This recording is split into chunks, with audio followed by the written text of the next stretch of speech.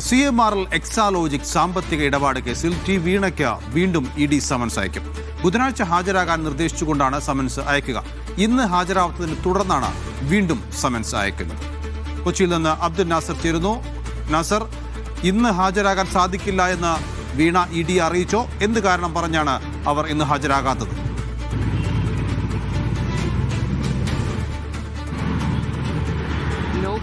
CMRL Exalogic സാമ്പത്തിക ഇടപാട് കേസിൽ തനിക്ക് നേരിട്ട് ഹാജരാകുന്നതിൽ കഴിഞ്ഞ ദിവസമാണ് വീണ ഇഡിയെ അറിയിച്ചത്. ഇമെയിൽ മുഖാന്തരമായിരുന്നു ഈ അറിയിപ്പുണ്ടായിരുന്നത്. അതായത് എനിക്ക് ആരോഗ്യ പ്രശ്നങ്ങളുണ്ട്, അതുകൊണ്ട് തന്നെ നേരിട്ട് ഹാജരാകാൻ കഴിയില്ല, പകരം അഭിഭാഷകന്റെ സമക്ഷം ആവശ്യമുള്ള രേഖകൾ ഞാൻ നേരിട്ട് എത്തിക്കാം എന്നുള്ളതായിരുന്നു വീണ അറിയിച്ചിരുന്നത്.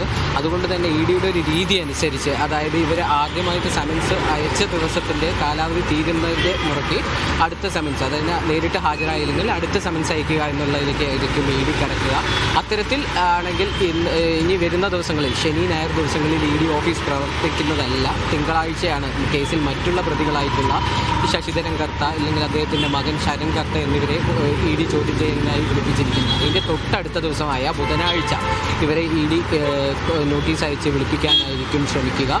അതേസമയം ഇന്ന് വീണയുടെ അഭിഭാഷകരെത്തി നേരിട്ടെത്തി ബന്ധപ്പെട്ട രേഖകൾ സമർപ്പിക്കുമെന്നും അറിയിക്കുന്നുണ്ട്.